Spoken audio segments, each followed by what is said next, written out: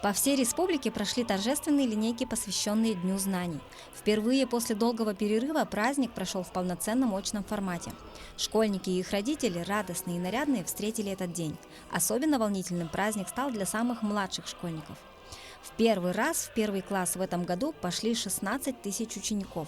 Торжественные линейки, ознаменовавшие начало учебного года, начались с поднятия флага Российской Федерации и Республики Саха. Прозвучали государственные гимны.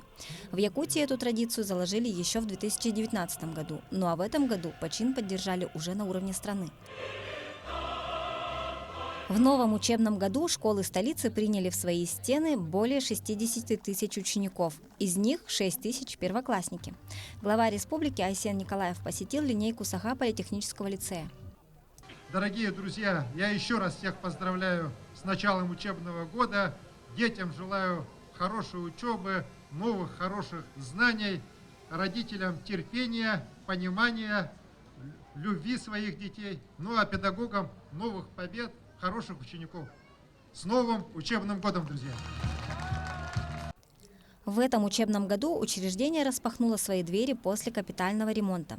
В трехэтажном здании 1978 года постройки полностью отремонтированы фасады, потолок, стены, пол, канализация, система водоснабжения. Заменены двери, электроосвещение, утеплен чердак. В Саха политехнический лицей в этом году пошли 1520 учеников. Педагогический коллектив состоит из 101 работника.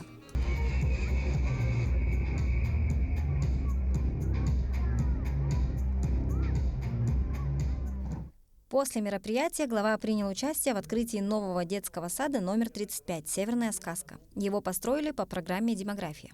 Я, конечно же, очень рад за детей Гагаринского округа. Округ у нас развивается, округ идет вперед. Большое спасибо строителям, которые вовремя достойно справились с поставленными задачами. Уверен, что и в дальнейшем мы вместе с руководством города будем делать все, чтобы в нашем Якутске появлялось как можно больше детских садов и новых красивых школ. С праздником! Всего хорошего!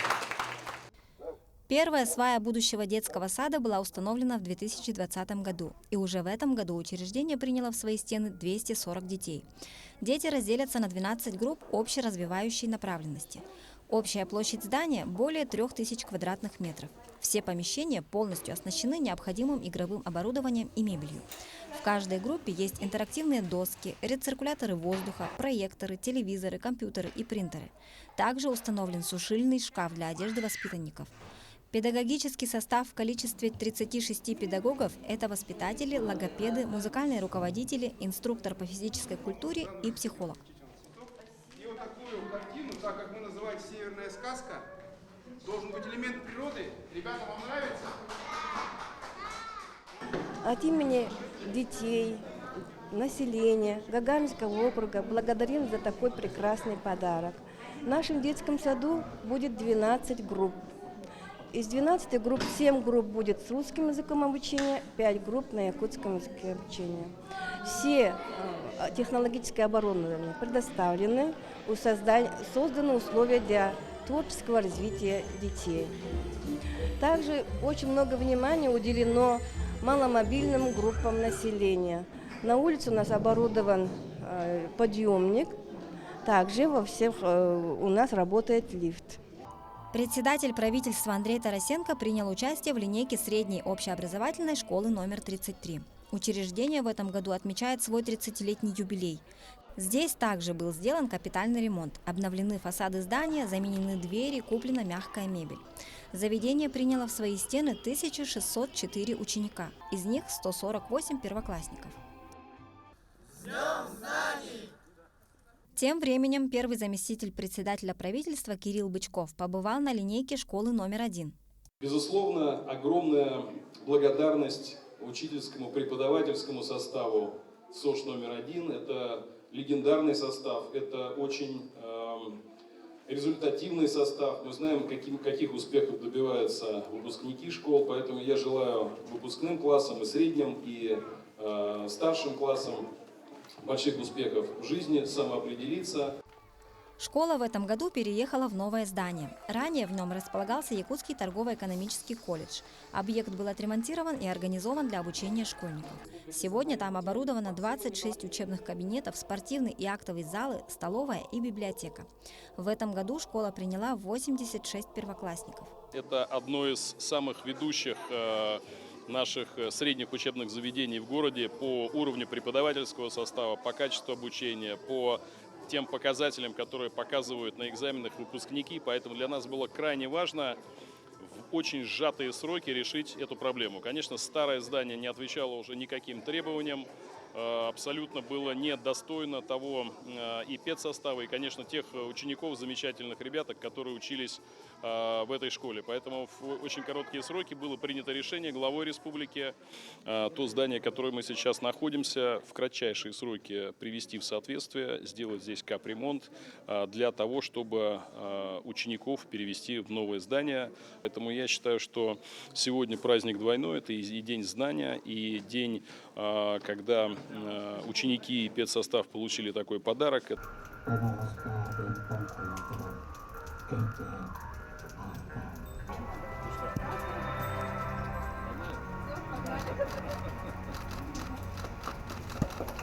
Министр инноваций, цифрового развития и инфокоммуникационных технологий Республики Анатолий Семенов посетил торжественную линейку в физико-техническом лицее. В этом году объявлен Год матери в республике, поэтому я хочу сегодня с большой благодарностью выразить благодарность нашим родителям, матерям. Давайте поаплодируем им, которые нас воспитали, подняли и сделали так, чтобы сегодня стояли на этой линейке. В этом учебном году в лицее будут обучаться 430 учеников. В школе углубленно преподают математику, физику и английский язык. Выпускники данного учебного заведения поступают в ведущие вузы России. Ну а в районах республики тоже восторженно встретили первый после долгого перерыва праздник знаний. В Сунтарском районе в школу в новом учебном году пошли 4263 школьника, в том числе и 376 самых младших учащихся, которые пошли в школу в первый раз.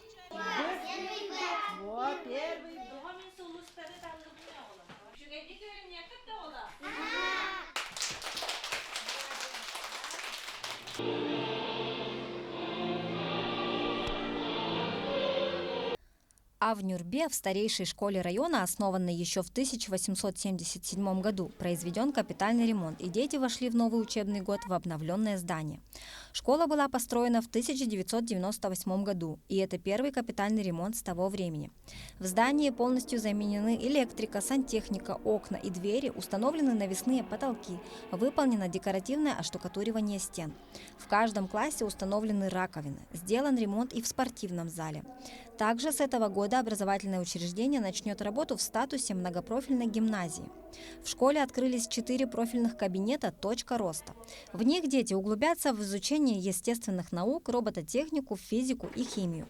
Кабинеты полностью оснащены всем необходимым. Всего в школе учатся 786 детей. И мне, как родителю, очень отрадно видеть школу в новом свете, обновленную, красивую. И думаю, что в такой школе дети, надеюсь, получат прочные, хорошие знания. Всех поздравляю с праздником, родителям мудрости и терпения, учителям всего хорошего. Пусть их дети радуют своими успехами. С поднятия российского флага начался новый учебный год и для студентов Алданского медицинского колледжа. С напутственным словом к студентам обратился глава района Александр Шестопалов, который подчеркнул важность их будущей профессии. Я желаю вам, которые сегодня переступят первый раз порог этого учебного заведения, быть достойны той профессии, которую выбрали. Ваша профессия очень востребована нашим обществом. Мы надеемся на то, что вы примете клятву Гиппократа, которую пронесете через всю вашу сознательную жизнь. Для получения грамотных специалистов в медицинском колледже есть все – профессиональные педагоги, современные образовательные программы и оборудование. В этом году учебное заведение приняло 120 первокурсников. А тем временем в Покровске презентовали новое отделение Нейрюнгринского медицинского колледжа, где будут обучать универсальных медицинских специалистов, фельдшеров. Будущих медиков будут обучать 3 года и 10 месяцев. Учебный процесс организуют в здании филиала Покровской средней школы номер 3 в микрорайоне Звероферма. Здесь обустроили 3 кабинета, 2 симуляционных и лекционную аудиторию. Преподавателями общепрофессиональных дисциплин будут представители Хангаласской больницы. И дисциплины, которые не общепрофессиональные, метапредметные дисциплины, их будут вести педагоги из Покровского колледжа. Среди первокурсников не только вчерашние школьники, но и уже взрослые люди со стажем работы в другой сфере. Например, Сардана Петрова до зачисления в ряды студентов медколледжа 4 года работала флористом. Всегда интересовала медицина, всегда в душе хотела. И вот сейчас уже понимаю, пора учиться. В Тампонском районе за парты сели свыше 1700 школьников, а впервые переступили порог школы 180 детей. В Хандекской средней школе обучается свыше 600 учащихся. По итогам мониторинга деятельности школы в течение 5 лет она стала лауреатом Всероссийского национального конкурса «Лучшее образовательное учреждение России». Для первоклассницы Кюнней Сыромятниковой 1 сентября не просто праздник. Для меня 1 сентября – это праздник, веселье, радость. И это выглядит все удивительно. В День знаний в Нижнем Бестяхе в транспортном техникуме имени Романа Брызгалова торжественно открыли 3 новые современные мастерские, созданные в рамках федерального проекта «Молодые профессионалы» национального проекта образования.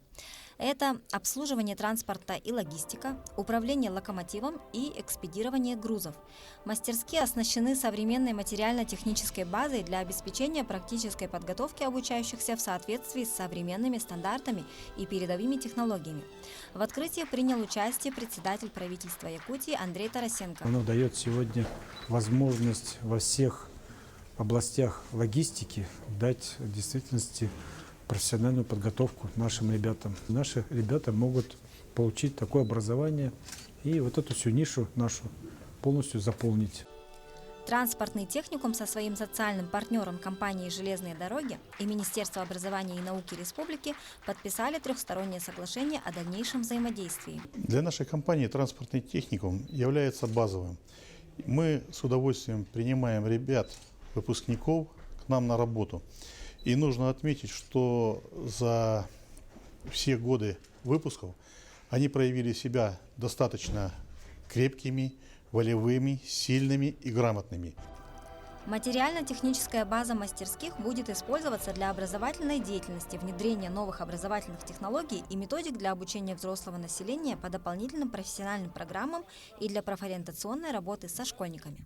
Конечно, это меняет отношение к колледжу. Меняет отношение к колледжу не только у поступающих, не только у абитуриентов, которые сюда приходят после 9, после 11 класса, но и у преподавательского состава, у мастеров производственного обучения преподавателей. Тем временем Амгинская детская школа искусств имени Анатолия Черемных встретила своих воспитанников в обновленном виде. После капитального ремонта по федеральному проекту «Культурная среда» национального проекта «Культура». В прошлом году они укрепили материальную техническую базу, приобрели музыкальные инструменты, обновили учебную и методическую литературу. А в этом году школа завершила капитальный ремонт. Были заменены двери, сделаны звукоизоляция всех кабинетов, ремонт кровли и фасада, благоустройство территории и многое другое. Всяческую помощь в проведении ремонтных работ оказывают спонсоры и меценаты школы. Мы на сегодняшний день привлекли уже 850 тысяч.